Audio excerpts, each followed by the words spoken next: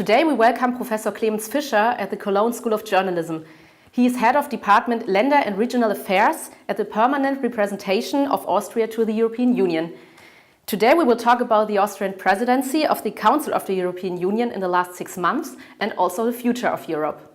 Austria became head of the Council of the European Union in difficult times. The Brexit treaty had to be negotiated along with the multi-annual financial framework. Would you have preferred a calmer time for your presidency? Definitely not. Calmer time would mean boring negotiations and a boring half a year. I have to admit that the Brexit is a tragic thing because it's a negative thing.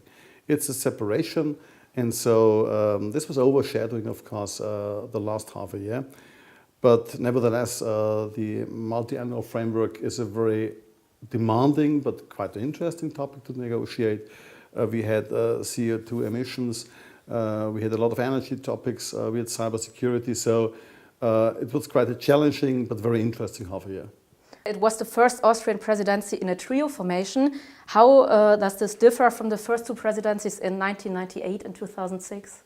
The main difference is that they have a rolling agenda for 18 months. That means that 3 member states have to work closely together to run a presidency together. That means if one fails, all 3 fail.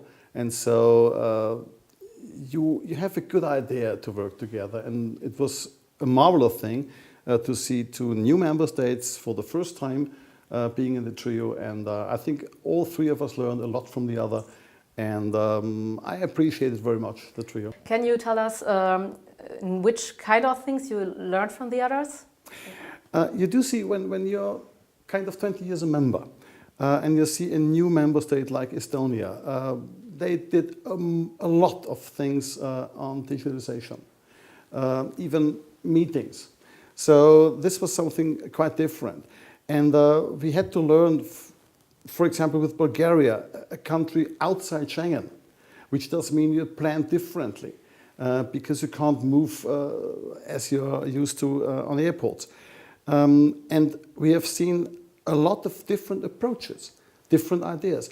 For example, how the Bulgarians do see the Western Balkans, which is totally different from the Estonian view. So I think we all brought together our ideas of an integrated Europe, and we've learned a lot, culturally spoken. How is your work in Brussels affected when the Austrian government changes? The last changes in our government hadn't been that big in that case because you do fulfill an agenda. And the European Union does show you that a tremendous change in politics doesn't take place anymore.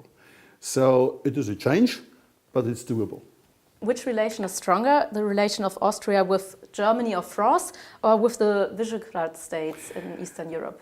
Interesting question. The question is, do we have any close relationship or not? Of course, you do have some preferences, but at the end of the day, you do look for alliances. It depends on the dossier, it depends on the policy, and you do look for allies, and you go together with the allies through a dossier. And the next dossier could be different allies. In May 2019 is the next election of the European Parliament, and the participation of the election fell close to 40%. Will this situation be changed in the next year? We do hope that the turnout will be definitely higher than 40%, because if it is below 40%, people could think this is not democratically legitimized at the end. And this would not be the best for the European Parliament and for the whole integration. So the only thing we can do is to ask people to go to the polls and to give us their vote and to show us where they want to have the European Union, which direction.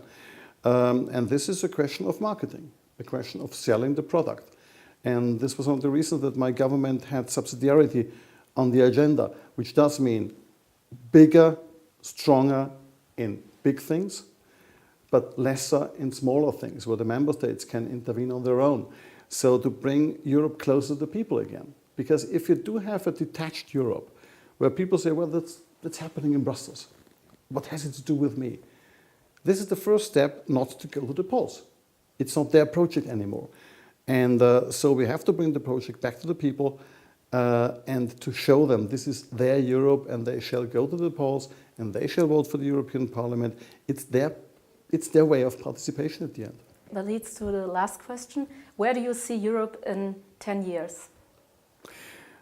I'm strongly convinced it will be a younger Europe. It will be hopefully again a Europe without frontiers inside, which does mean that we can reinstall Schengen. And I do hope that we will have closer relations with the West Balkan states. We will see whether we'll become member states or not.